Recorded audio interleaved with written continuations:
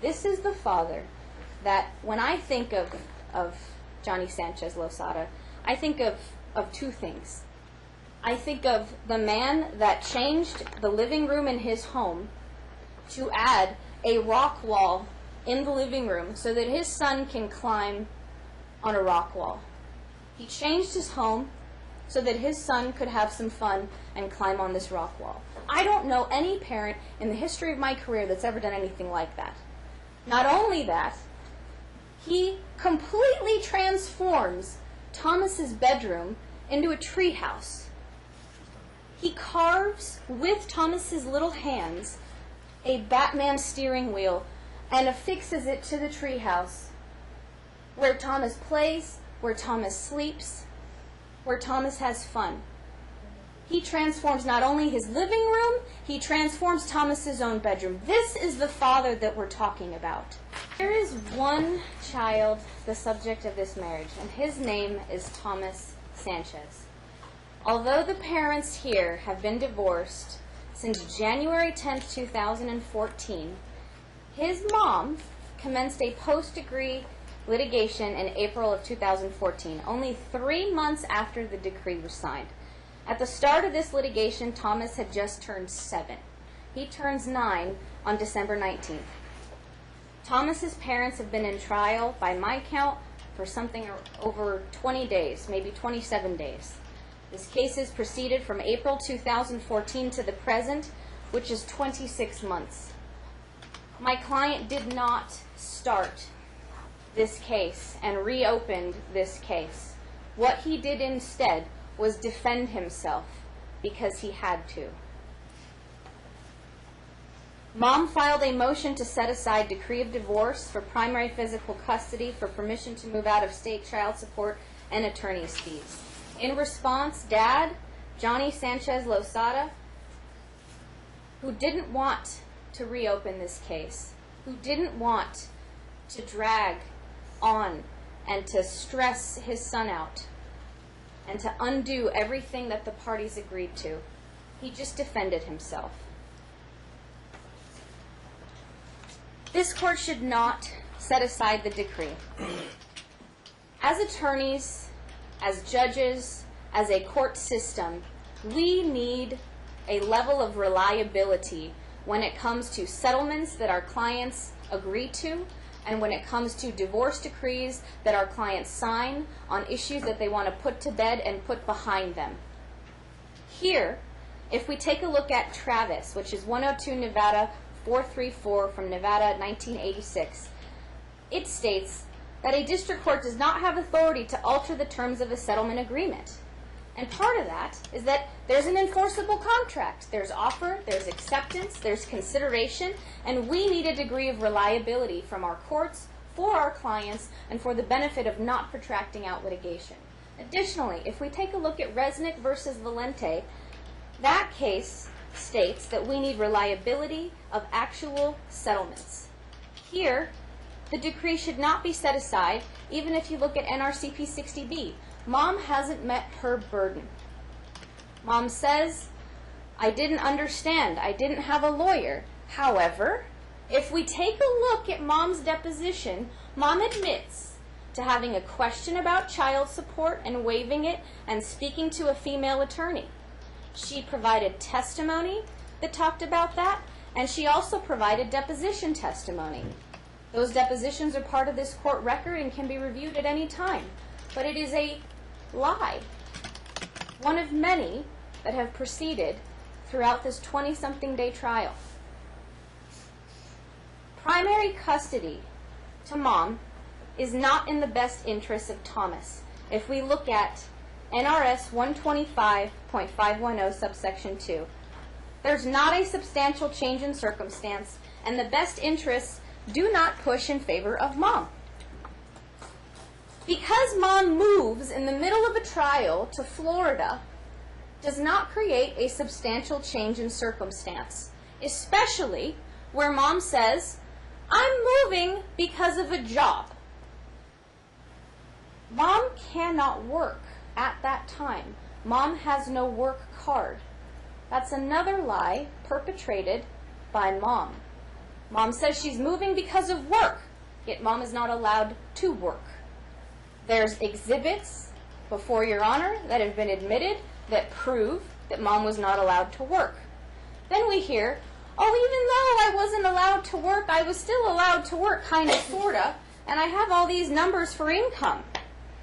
Mom filed a financial disclosure form, that's stated, and it was filed on January 9th, 2015, that said she made $5,736.85 per month for a grand total of $68,842 per year. That's what Mom's FDF said. Then Mom comes before Your Honor and presents letters, numerous letters from Banesco. The letters state income variations that are so great, it is absolutely impossible to determine what Mom's supposed income is. There is zero level of credibility to Mom's request to move based on her job when she can't work and her income is all over the place. Her income that she claims she can make with Banesco, which, by the way, is a company where she is best friends with one of the top executives who signed multiple letters on Banesco letterhead for Sineth Melenkoff's benefit. And the income letters state the following. They state, Mom's income's going to vary. We don't know what it is. It's probably going to be in bolivares. Then it says, she's going to make around $50,000. Then there's another one that says she's going to make $70,000. Her titles change. Nothing is consistent. Then, all of a sudden, towards the tail end of this trial, Mom says she's actually going to make more than Dad does. Mom's going to make around $130,000 with Banesco. Mom is compelled and compelled and compelled and requested to provide proof of that. All Mom produces are invoices. And that's it. That is Mom's proof for getting to move to Florida and take Thomas with her. Mom's choice to move to Florida was Mom's choice. But it's clear it was not because of work. Because the work argument fails. Now we move to Julio. Julio is Mom's current husband. Now third husband. Mom was married to Felix. Mom was married to Johnny. And now Mom is married to Julio. Julio, pursuant to Mom's own testimony, on a day where the court and counsel were surprised at what she had to say, Mom testifies on the record that she married Julio for immigration purposes. She also testifies that the same thing happened with Johnny. We all heard it, we all took notes on it, and it was shocking. Is that a reason to take Thomas out of the home that he has lived in for 7 years? No, it is not. Moreover, the timing of this marriage to Julio is extremely confusing. If we look at Exhibit 5, or Exhibit V, Julio was divorced on 9/4/2014 and married to Sineth 13 days later, on 9/17/2014. 13 days between a divorce and a marriage seems highly suspect. That exhibit has been admitted, and it is part of this court's record. Those two things do not rise to a substantial change in circumstance that is in any way in the best interest of Thomas. Now if I move to what I think is the most important factor in a substantial change in circumstance argument and in a relocation argument, that is always, always, always education. It is the court's number one concern. It's the court's number two concern every single time. How much testimony have we heard from Mom that actually talks about these public schools in Florida? Nearly none. We've heard mention of a couple different school names, schools that no one knows anything about, schools that we don't know if they're good, if they're not good, what kind of curriculum they have, if they, if anybody's even interested in these schools. And there's been so many mentioned, it's confusing. Now Johnny, on the other hand, picks one of the top 5 schools in the entire United States to put his son in. And that school is the Meadows School, which is a fantastic private school that has a curriculum in academia that is absolutely near impossible to compete with. It could set Thomas up for success for the rest of his life. It could set him up for better jobs. It could set him up with better connections, with high-level children that are children of doctors and lawyers and judges and executives in this city. And it could set him up for so much success for college as well, because Meadows happens to have one of the top AP, advanced placement curriculums in the entire state. And what I mean by that is there are more AP classes at Meadows than anywhere else. This gentleman could actually skip a year of college if he continues with Meadows. And that could benefit him so much in his life in the future, and he could be more prepared for college. Dad has always had Thomas as his number one concern, and his number two concern, and his number three concern. He's never deviated from that. This is Johnny Sanchez Losada. Now, if I talk about his friends, Thomas's friends, not only has he been in Las Vegas for 7 years, he's developed friendships with little kids that he goes and plays at the park with at Linda Gibbons, that he's met at Linda Gibbons, and now he has a whole new set of friends at Meadows. So the amount of friends this little boy has grown and has changed and has increased. He doesn't have friends that we heard anything about in Florida. The friends, if you look at the photographs that Johnny Sanchez Losada has presented to this court, number over 20. We heard testimony that Johnny every single day has time to pick up his son from Meadows or from Linda Gibbons, takes them with some friends to the park, plays in the pool, goes biking, and there was a lot of park discussion. That was a big theme that I recall in this trial. Every single day Dad is there for his son. He's testified that he has the time to leave work, and he'll put work last. If he wants to do something with Thomas, he sends Jorge to the store and says, "You go handle this, I'm dealing with my son." His son is first. Every single day of this man's life, his son is first. Now, if I additionally talk about Jorge, who's been at every single day of trial, and his wife Marcela, their uncle and aunt, that have all of a sudden become isolated from the most important factor in this case, and that's Camila, a little girl that Mom has chosen to isolate not only from her first husband Felix, but also now from her second husband Johnny. It is a track record. It is a track record that cannot be ignored by the court. We have seen Johnny cry in court on September 16th, 2015, when he was providing testimony about Camila and how much he missed her. The court has evidence of emails and attempts to see her and attempts to spend time with her and Instagram photos saying, "I love you." And what does Johnny get in response? He gets nothing. He gets a wall. He gets nothing. We also heard testimony from Marcela, who looked like she was about to cry, about isolation between her and Camila. This is a pattern. And it's not a pattern of Johnny, it's not a pattern of Jorge, it's not a pattern of Marcela. It's a pattern of Sineth Melenkoff.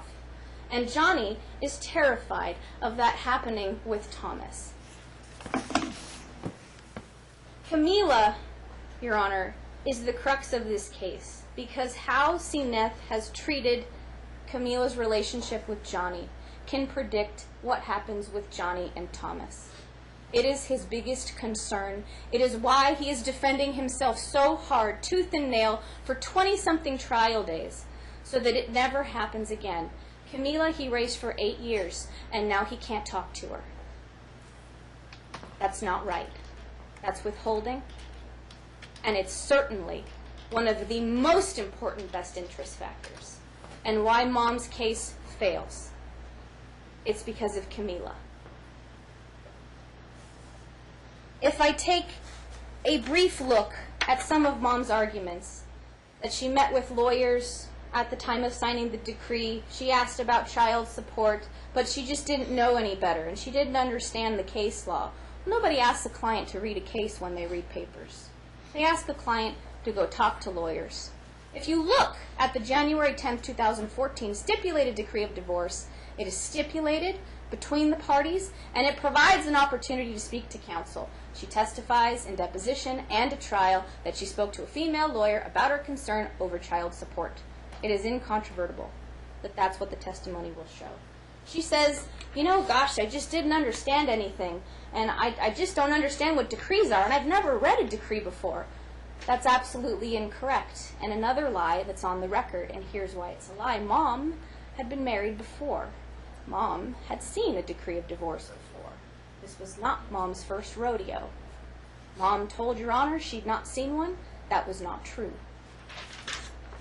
If you look at Mom's statement that she didn't understand everything, a simple glance, even at one email that Sineth drafted, shows her mastery of the English language.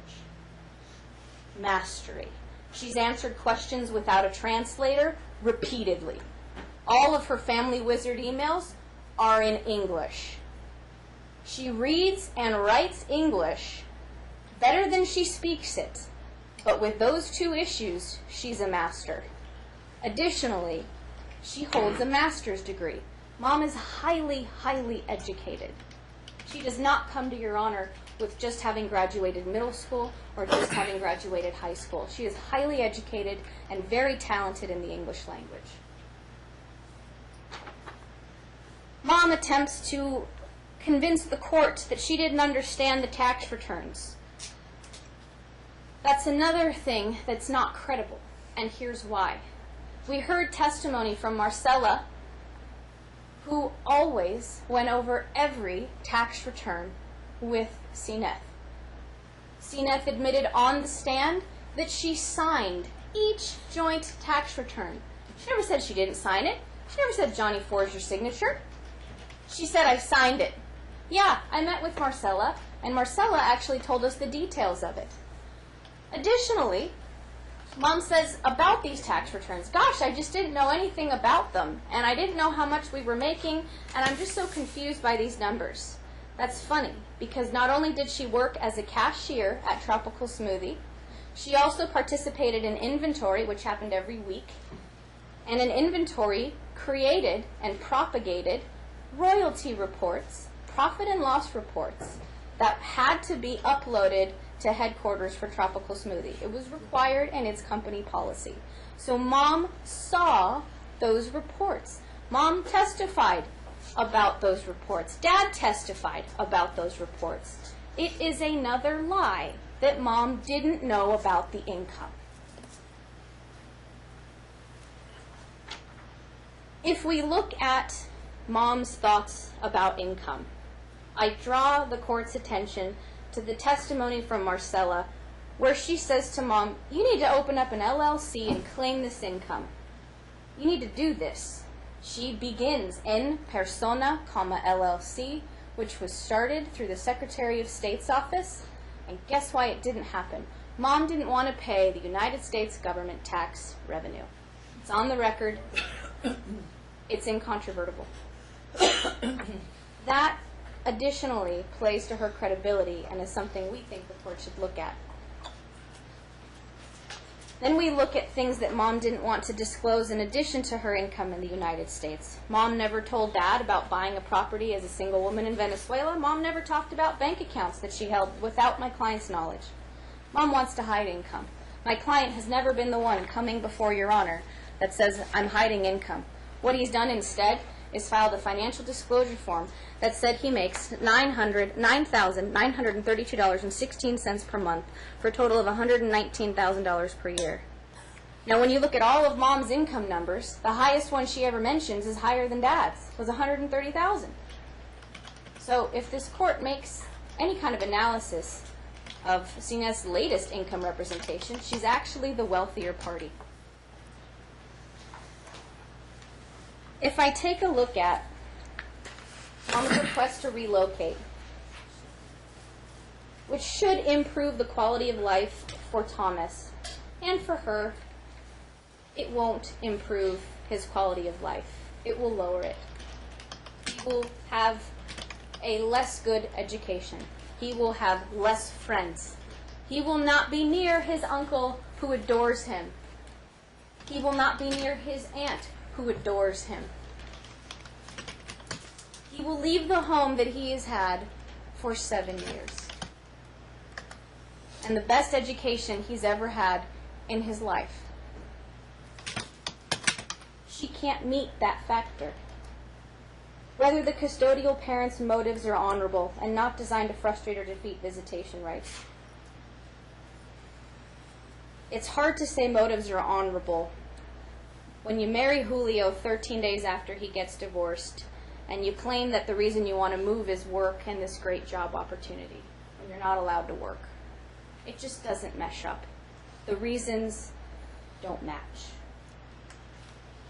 If you look at if the move is granted, if she'll comply with substitute visitation orders, if you take a look at any of the Family Wizard emails, they start with a request from Sineth to adjust something. Johnny says yes 90% of the time. Sure, that's fine. And then maybe she'll try to change it again. And then he goes, oh, you just changed it, but I made plans on that. What are you doing? But it starts with his agreement. It starts with him going with the flow.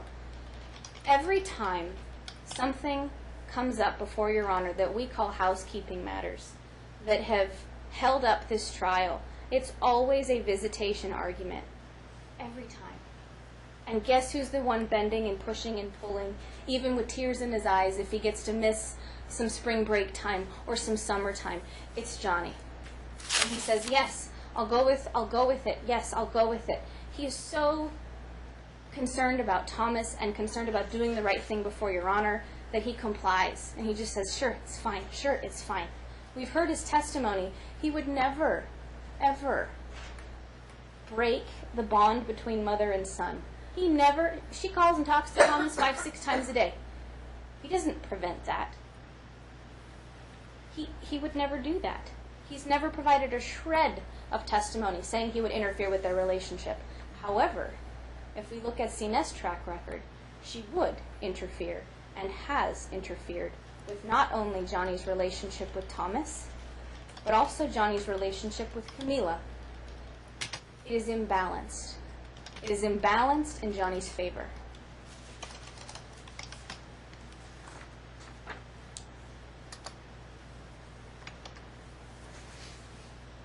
Johnny's primary concern has been and always will be Thomas. He is less concerned about the rest of the things that Sineth is asking for. But of course, I will provide the court with argument regarding those. Sineth is saying, I want more money than the $160,000 that I received for Tropical Smoothie. Mr. Shaner is correct. Her investment was $140,000. That provides an additional $20,000 that she received. If we take a look at Mr. Horowitz's, which is our Exhibit 35 and has been admitted for the court, Exhibit 35, Mr. Horowitz from Sunbelt Business Brokers provides a range of what Tropical Smoothie actually is valued at. And its value is this exact range. $324,812 to the high number of $354,017. That's the range that Mr. Horowitz provided. He is the only person that testified that has sold over 20 tropical smoothies. He is a business expert in the very specific area of tropical smoothies. Now, if you look, Mom's $160,000, you multiply that by 2, that's $320. Johnny and Sineth were not off in their settlement agreement when he paid her $160,000, which he had to borrow to get. They're not off. Mom's saying, I want more money for the house. She received $32,500 And the big piece of testimony that I would like to remind the court of regarding the house is this. Johnny built a pool for $42,000. Johnny still owes more than half of that. 25. Thank you. Johnny still owes more than half of that. And Johnny does not think that that should change. Johnny doesn't think that she should be awarded anything additional. These two came to an agreement. There was an offer, an acceptance, and consideration regarding the home and the business. Mom received $192,500. And now Mom is coming before Your Honor and asking for more. My client, in his opposing papers, said, we need to leave it the same. And here's how we came to these agreements. And it wasn't from his side. Since this case started, Seneth made the move to Florida without the court's permission and on her own without her son. Since that time, for the last 26 months or so, or sorry, 24 months, Dad has been de facto primary custodian. He's had approximately 20 days with the child, and Mom has had approximately 10. Because there's a de facto primary analysis, I need, and it's my duty to make this court aware of that, because he's at 66.66% of the time with Thomas. My client's goal has never been money. My client is asking for primary because Seneth moved to Florida, and because Thomas is attending Meadows, and he would like Thomas to continue to attend Meadows. With primary comes child support. My client isn't so much focused on child support. Instead, what he'd like the court to consider is if this court takes a look at this de facto primary period, any child support that could accrue to him be used as an offset for whatever the court might do with respect to the business or the home. And he is asking this court and telling this court that he is okay with not having child support between them, even if he gets primary physical custody. And that shows this court what is his priority. His priority is Thomas. It always has been, and it always will be. Thank you, Your Honor. Perfect. Plaintiff's rebuttal. Thank you. Thanks, Jared.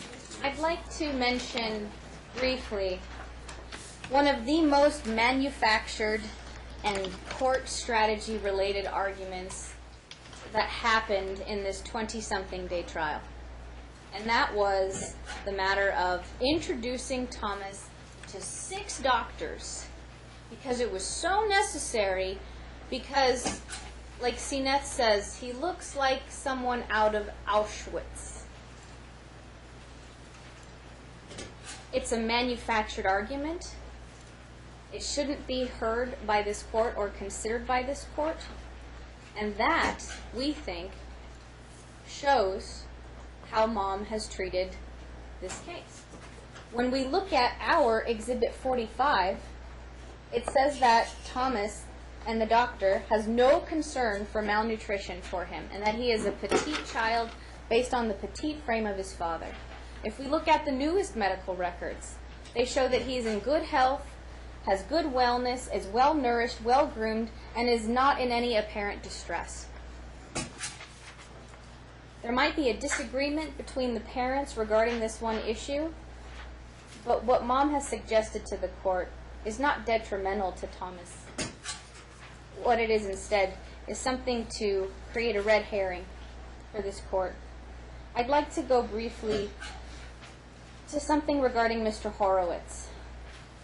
There was a comment made at the very beginning of this trial by the court that said, no one knows more than this guy about tropical smoothies, it seems like, about Alan Horowitz. And that's because he has such a long track record about the value and the sale and the purchase of these businesses. If we take a look at some of the best interest factors, I want to go over 3 of them really quick. C says, which parent is more likely to allow the child to have frequent associations and a continuing relationship? That would be Johnny.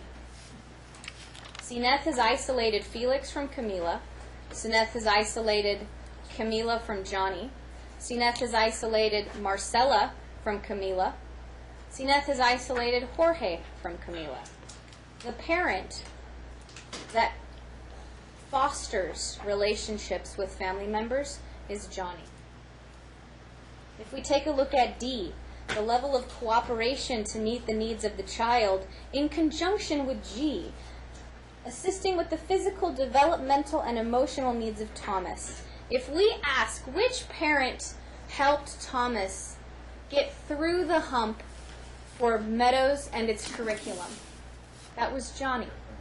If we take a look at his testimony about the spelling tests, when Thomas was with Johnny, his spelling scores were fantastic. They were A's and they were B's, and everything was getting better when Thomas was with Johnny. We heard testimony from Johnny that he practiced with Thomas sometimes 2 hours a night to help him be better with school, to foster his spelling difficulties, and to help him do better at Meadows. We heard testimony that when Thomas was with Mom, those same spelling scores were D's and F's. That's a concern. And if we look at the best interest factors of D and G, that plays in Johnny's favor. If we take a look at Meadows, and it's interesting to hear Mr. Shaner say it was plucked out of thin air. Meadows is changing this little boy's life. And Meadows will continue to change this little boy's life. If we look at the report card from Meadows, he has excelled. He has gotten from a medium to above medium place to excelling. He's got A's and B's, excellence, and satisfactory pluses all over his report card. Dad is the one that has really been fostering 20 days a month, and with this additional assistance with spelling, to get Thomas to that goal. It has been Dad.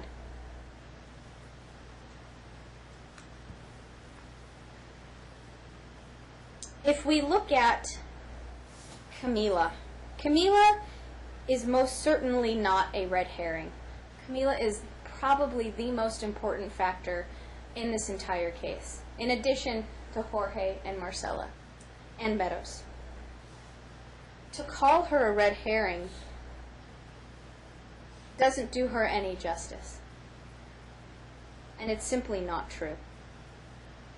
What's happened with Johnny and Camila could easily happen to Johnny and Thomas. And Johnny can't tolerate that. With respect to one additional point, Johnny's defended himself on this case. He didn't start this fight. There's been a lot of talk in the back and on the record on this case, and Johnny has always complied and tried to do the right thing. We have defended and done nothing but defend.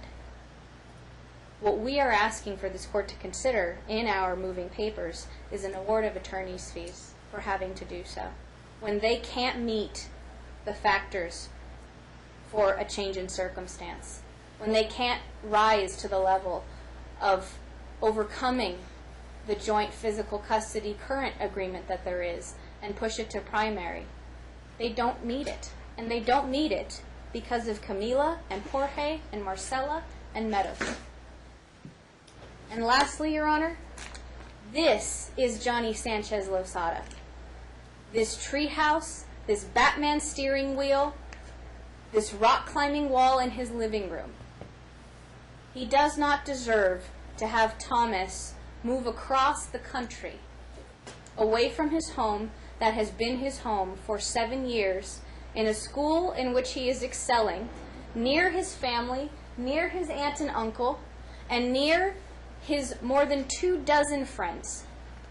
Thank you, Your Honor.